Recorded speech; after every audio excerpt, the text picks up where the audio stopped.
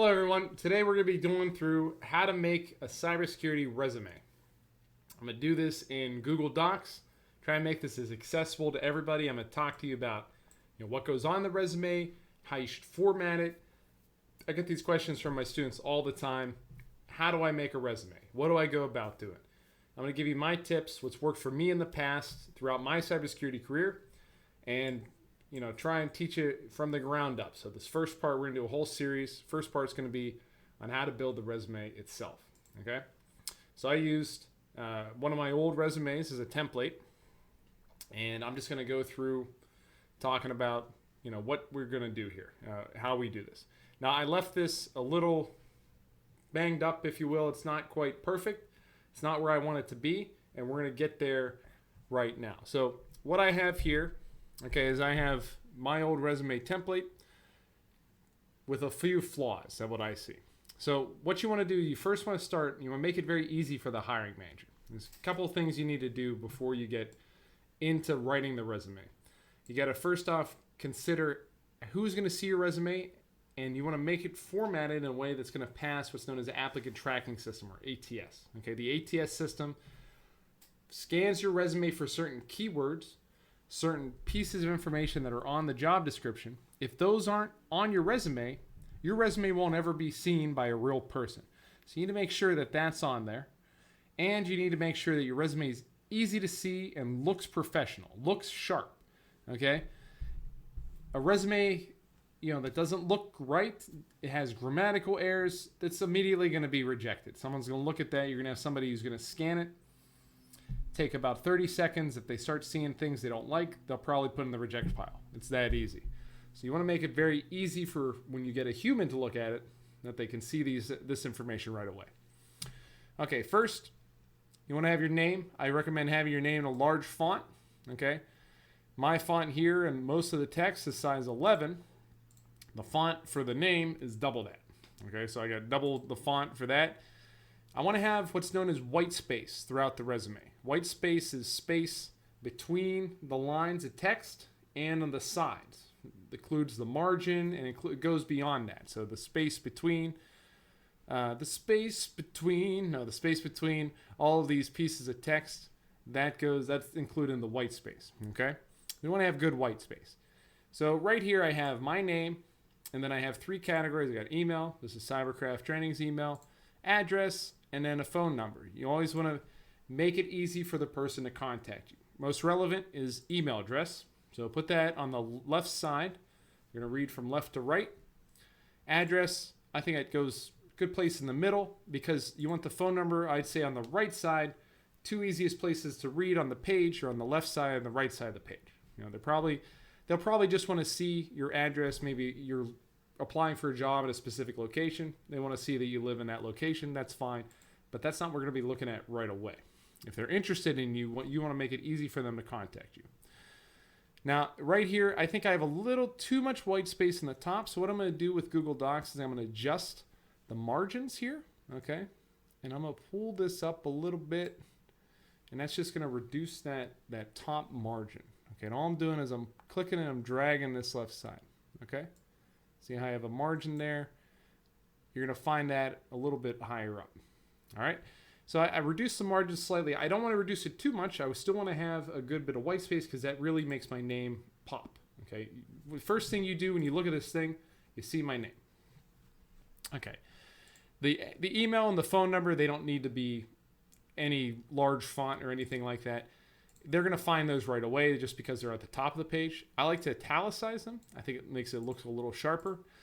And when it comes to font, I'd recommend some specific fonts. I think Times New Roman or any serif font is very good. A serif font has these little loops at the bottom, these little extra bits as part of the font. So if we look at the T, we bump this up a second. We take a look at that T. You see how the T has a swoosh here and then a swoosh at the bottom. That's designed to make it easier for the eye to catch and read the font. So serif font is very advisable for a resume. Okay. Make sure you have that font. Italicize this first part. Another thing to note: don't make this a hyperlink. Okay. So we don't want this to be a hyperlink. First off, if you're sending a PDF with a hyperlink, it could get scanned or flagged as potential malware. Don't want to have that. Secondly, they're going to be able to type this in or copy and paste this. You don't need them clicking on a link from your resume. You don't want it to look in blue ever. You don't want it to be a different color than anything else. I know a hyperlink would default to the blue color. We don't want that. It doesn't look professional. You want the whole resume to match together, and having a blue hyperlink really sticks out. Is that really important? No. Okay. Now, some people put a picture on their resume. You can do that. You don't have to do that. That's a technique up to you. It depends on, what type of job you're getting, or if you're worried that, your potential employer might be discriminatory in some way. I've never put my picture on a resume. Some people find it useful. I'm just going to advise you not to do it. I think it's fine without it. Okay, now the next part, this is where my template is going to differ from a lot of people's. I like to write key qualifications right at the top. Okay, now these key qualifications are, I like 3 bullet points. Okay, rule of 3, 3 bullet points on why I'm the best candidate.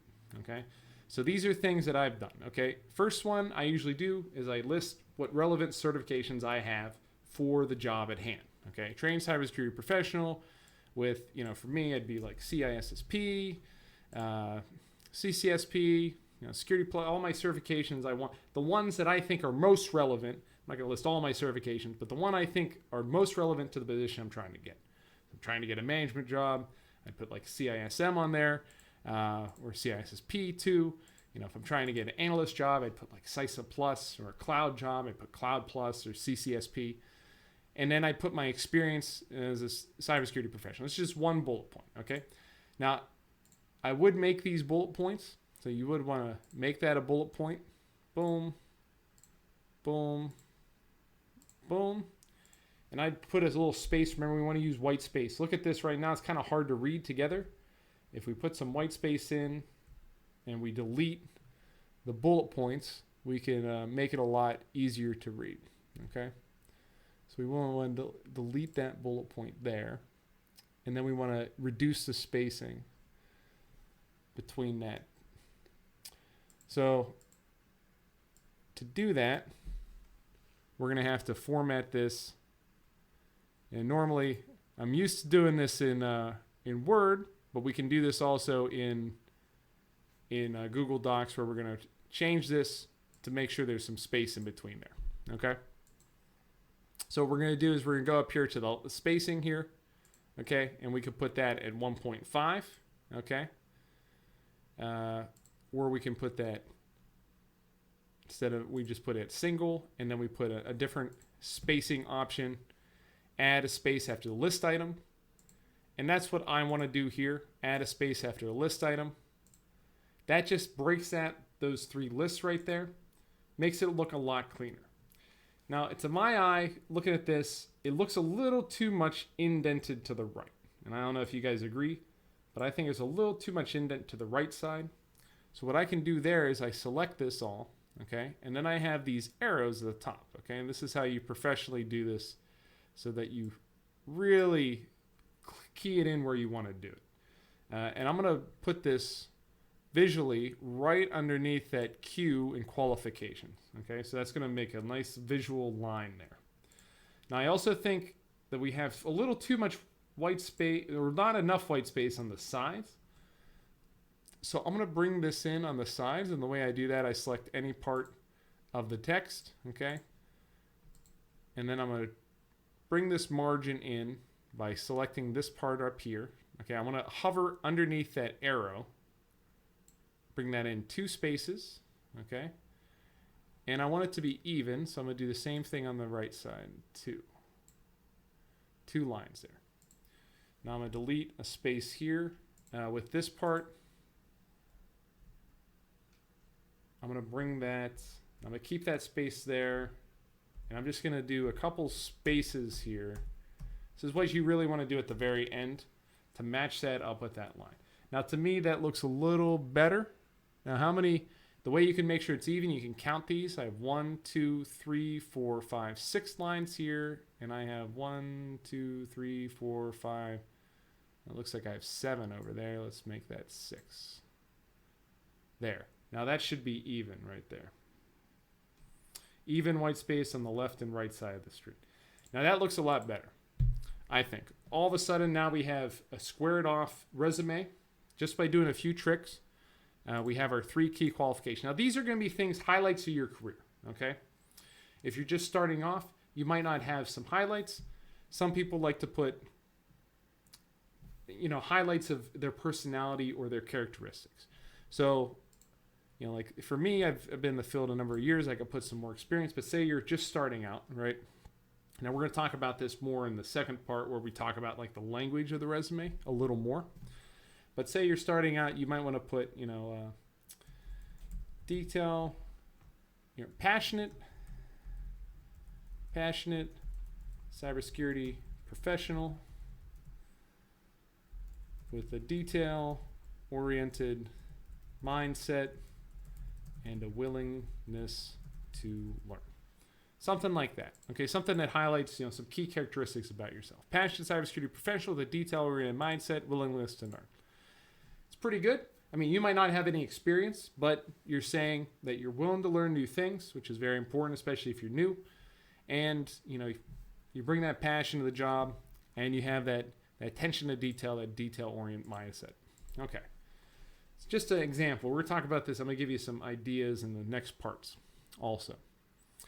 So we talked about, let's just say I have just, you know, CISSP here, CISSP with a CISSP certification and 20 years experience cybersecurity professional. Okay. Then the next part I think that's most relevant is education. Now this is going to depend on the level of education you have. If you have a degree, lead off with that. Even if it's not super relevant to the certification, normally you want to lead off the education section with your degree. Right after that, you know, you would put your degree, say you have a BS, Bachelor's of Science, BS in, you know, Information Technology, for example. You'd write it like that, BS Information Technology. You'd write your university here. We could do, you know, University of Florida, for example. Okay? Now I always want to make sure that this is aligned with the right side, just like all the other text here. And since I changed those margins, that got messed up too. So you want to make sure that these are, and what I have here is basically 2 columns going on, okay? Graduation date, you know, whatever you graduated, you know, someone newer in technology, 2019, you might have an associate degree or whatever, year you graduated, and then the address of the university. Sometimes there's universities that are very similarly named. You want to make sure, or they have branch campuses, you want to make sure that you specify where you were.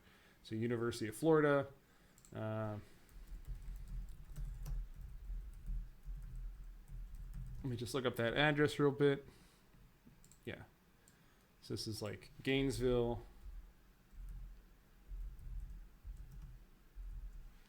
Now, I'm not going to put the whole address. I'm just going to put the city and the state, okay? University of Florida in Gainesville, Florida. And that's where the University of Florida, that's their main campus. So that's all I'm doing there. I'm not writing out the full address, P.O. box, all that. Now, here's where you do your professional certifications. I'd also recommend doing this in a column format. So you can just copy this part, paste it here. Okay, so here we go. Like CompTIA Security Plus, you know. Certification every cybersecurity professional should have. And this is where we would just list the certifications by themselves. So CISSP next, okay? And then we're going to go and we're going to copy these. You could do this in a list. If you have a lot of certifications, I'd recommend 2 columns. If you don't have so many, then I'd recommend a list, you know, like CompTIA, CISO Plus, Cybersecurity Analyst Plus, ISC squared.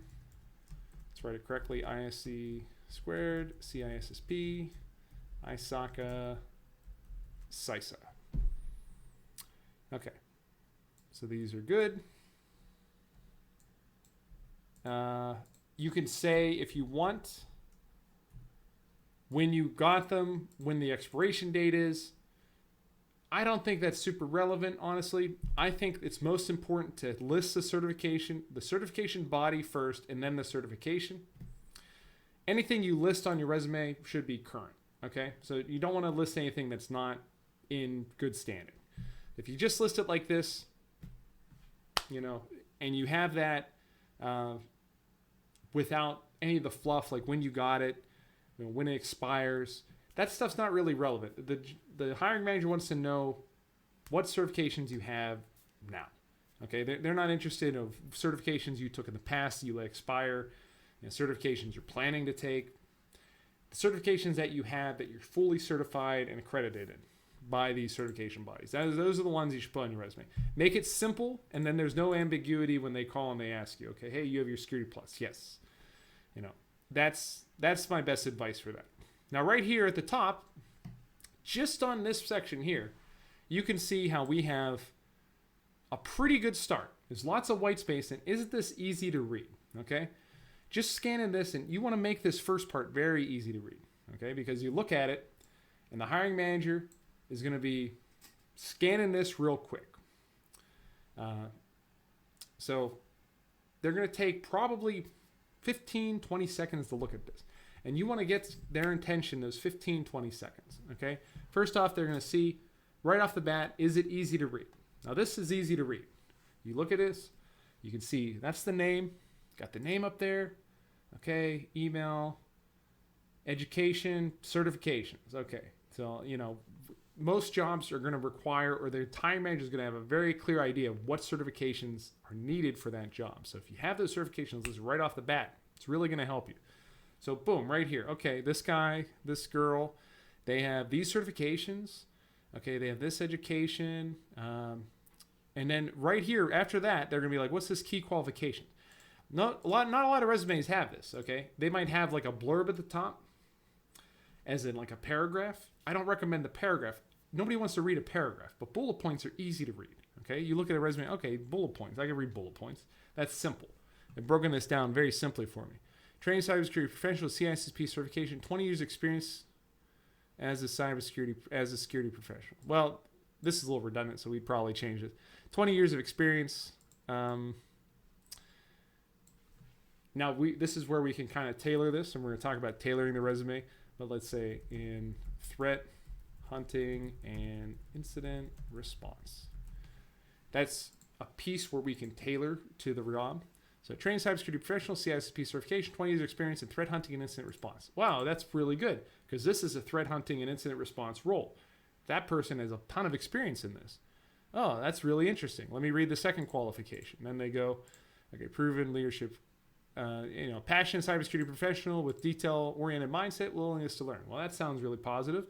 I'm starting to like this person. Right there in the first 15, 20 seconds of them looking at your resume, because that's all they're going to give you right off the bat. They see that you are somebody that's a little interesting, okay? You're somebody that warrants a deeper look. No one's going to go and start reading your job experience right off the bat, okay? You need to catch their attention. So we caught their attention here, right? Now we caught their attention. Let's go ahead and look down at the work experience. This is where you start listing what you've done in your jobs, okay? Now, I've left this a little rough. We're going to clean this up slightly.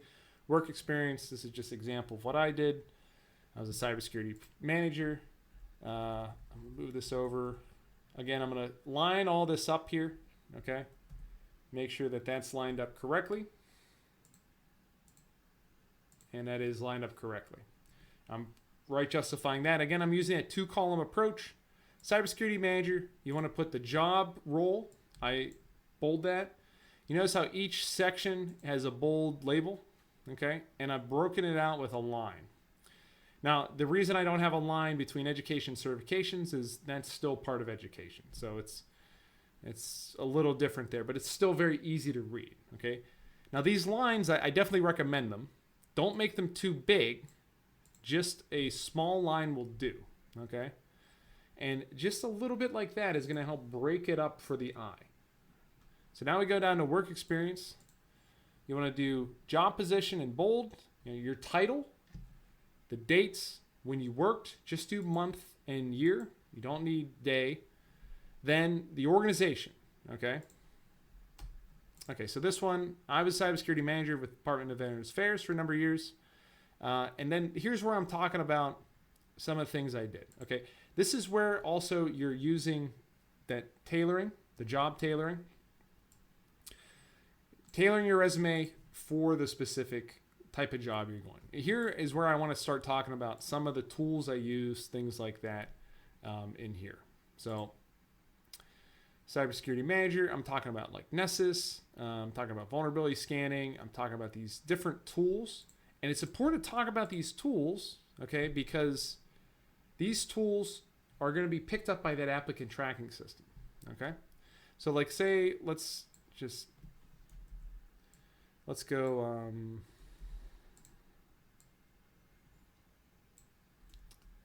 if we were going to write a little blog, a little blurb about maybe a threat or cybersecurity analyst role, say you don't have much experience in the field, but I always advise you, if you don't have a lot of experience in the field, speak about the experience of what you do have, okay? If you've gone through training, speak about the experience that you have in the training. I always advise my students to build their own home lab, okay? So, regardless of your role, built my own cybersecurity lab to test and learn about the latest vulnerabilities, technologies, and trends in the field. That's just one little blurb we could put in there. Part 2, we'll talk a little bit more about how to write this. Now here, I also want to put significant accomplishments. This is the same effect, okay, as we have with the first section, the key qualifications. So just like those, now this is just formatted from the Word document.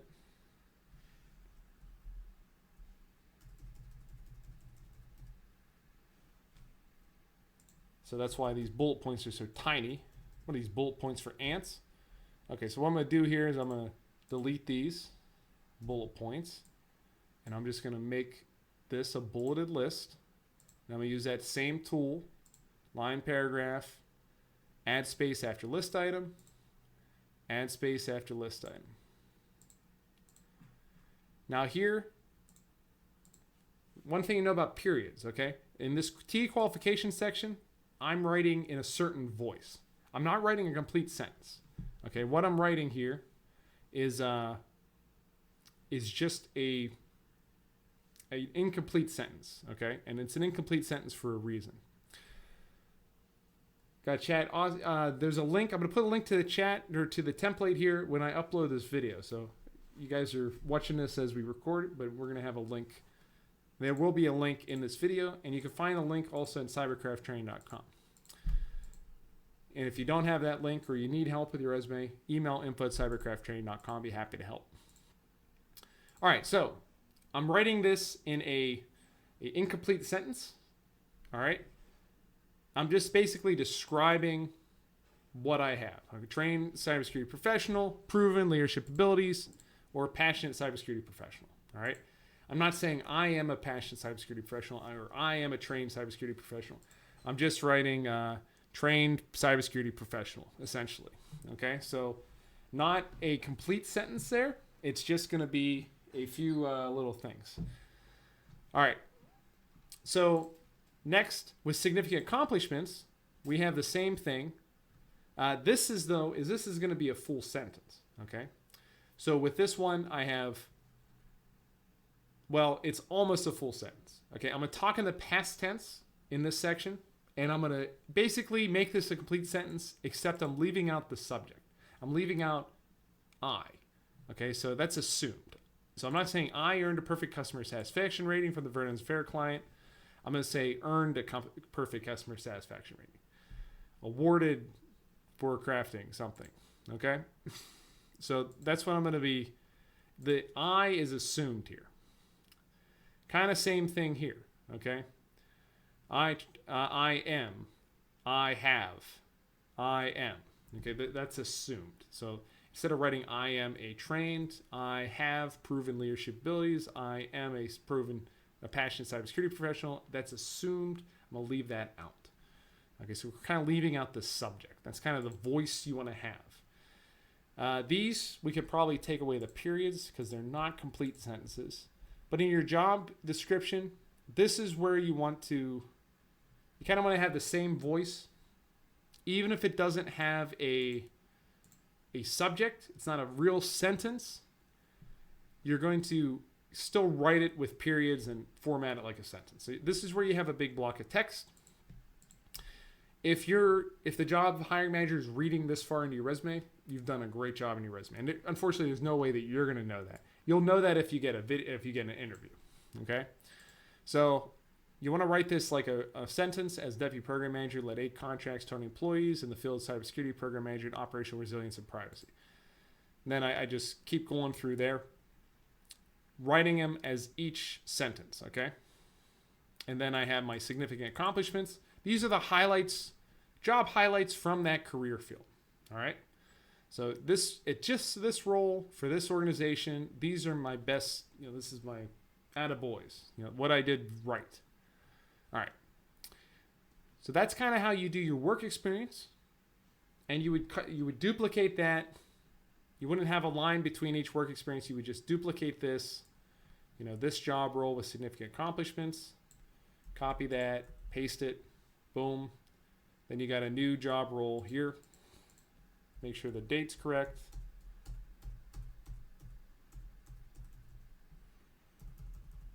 And that's just a function of Google Docs. Must be some spaces there. But you'd format it just like this, for example. Anyway. And you can get that on the template. Then, after that, I recommend having some activities. Okay? Have a space here between your line. Then another space and activities. Now this is where you put in your community service, any extra activities. You like to do sports. Hiring managers want to see if you have a life outside of the office. What are your interests?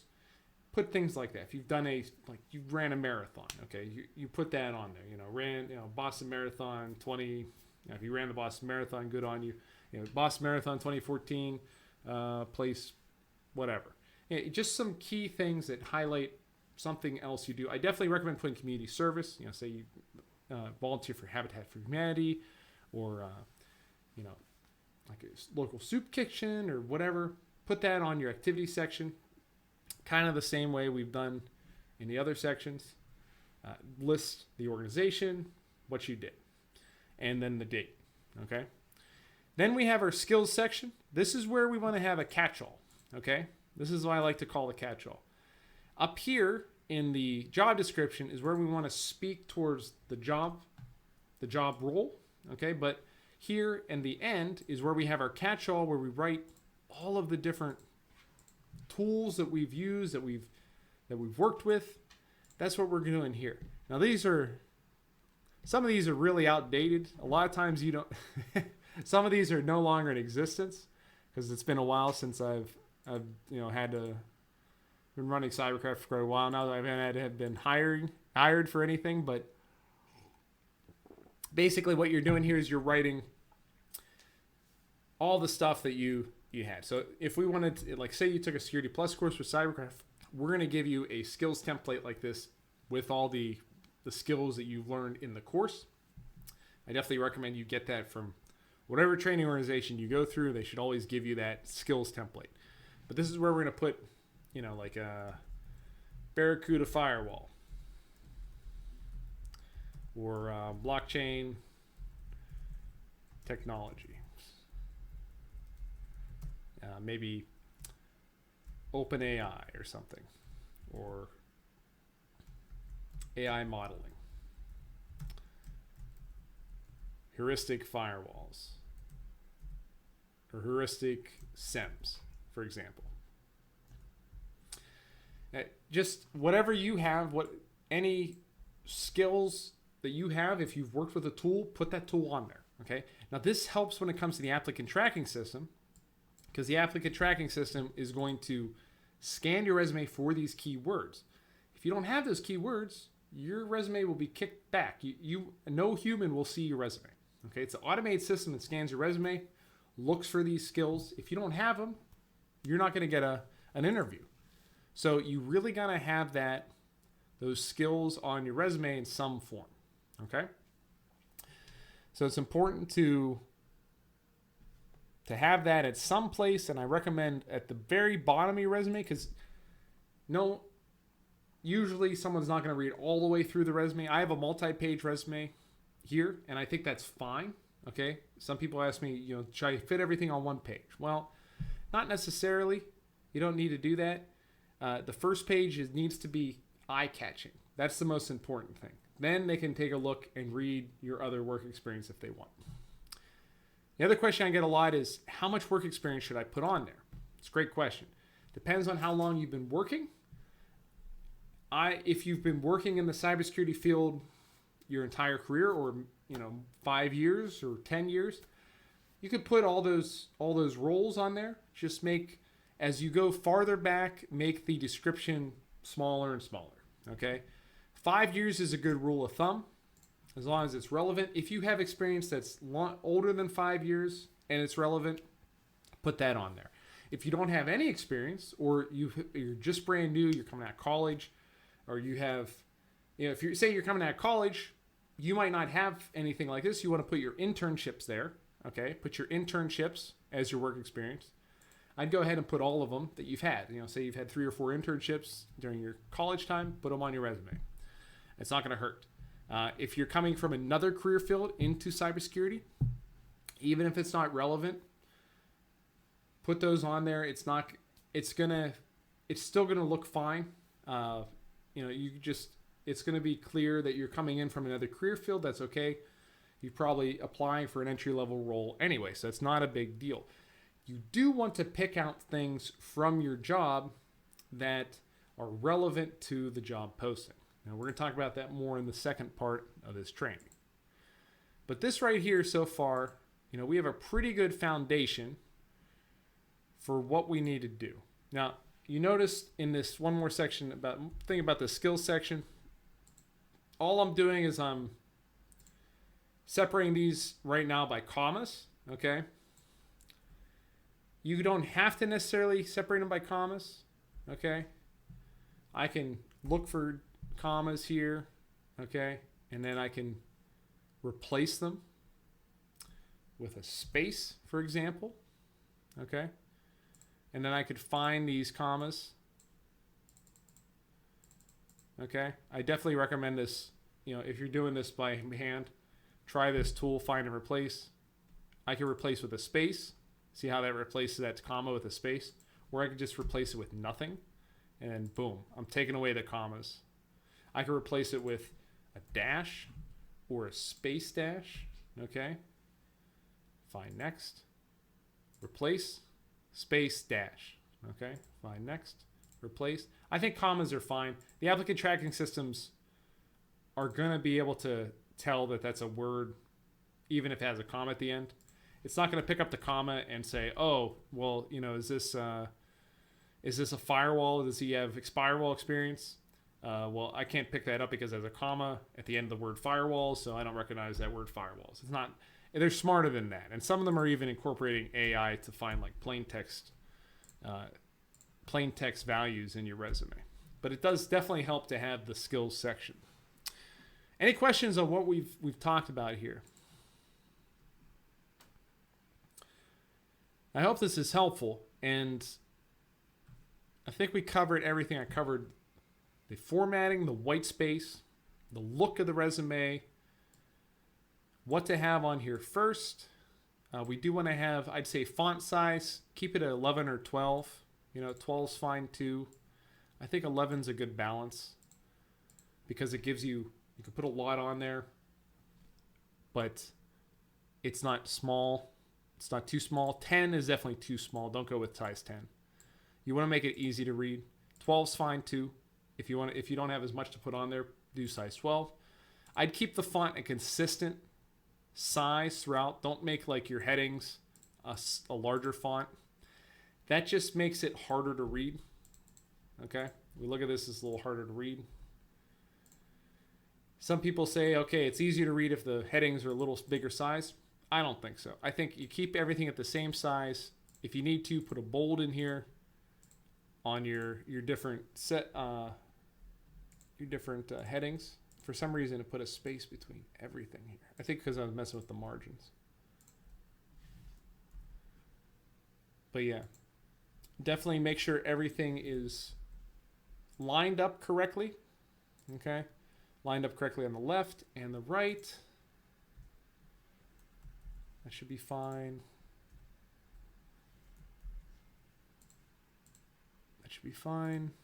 Activities, good, and skills. Skills are okay. Okay, so yeah, looks to me, this looks really good. If I am, I do a lot of hiring running Cyberkraft. If I see a resume and it's formatted well and it looks nice like this, I'm going to give it a good look. If I look at it and it's in a bad font, it's in, say we have like, I don't know. I've seen fonts like this, like this font. If I look at that, I'm not going to even look into the resume. If you've chosen that font, you've already failed. So pick just a classic Times New Roman font. You're not going to go wrong. I think it's the serif fonts are really where it's at. And then if I'm going to look, it's going to have those same pieces of information that I'm looking for.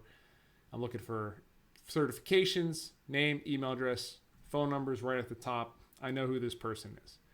And you remember, the person reading your resume is going to have lots of resumes, okay? You want to have your resume stick out. They're not going to be, it's not like it used to be where you'd have stacks of paper resumes, though sometimes you would still see that. Most of the time it's going to be a digital resume. You want your resume to be visually clear so that the hiring manager can remember what your resume looks like, okay? Some people are very visual. They remember by kind of taking a snapshot of what they're looking at. So if your resume is very clearly formatted, name's right at the top, that's going to make it easier for them to recall who you are. All right, now we're going to do this as a whole series. So in the next few series of this, we're going to talk about how to write these blurbs. We're going to talk about how to write a cover letter, how to tailor your resume to the job role, how to make that easier, and how to apply to jobs very quickly. How to get on different job sites, how to put your resume out there, how to network. We're talking about all of that in the series, in this course. So if you like this, if you want to see something, let me know. But hope this was helpful today, and I appreciate you guys joining in. Thanks so much.